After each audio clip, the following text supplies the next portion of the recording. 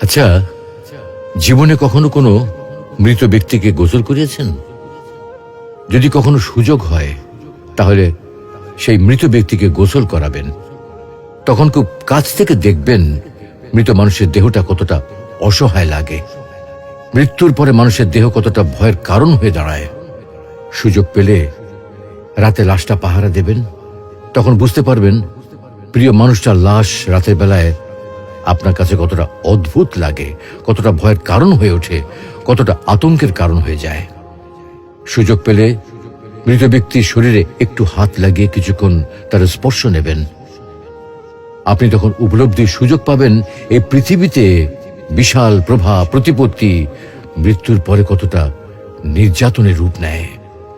সুযোগ পেলে আপনজনদের লাশ কবরে নামাবেন খুব আগ্রহ নিয়ে।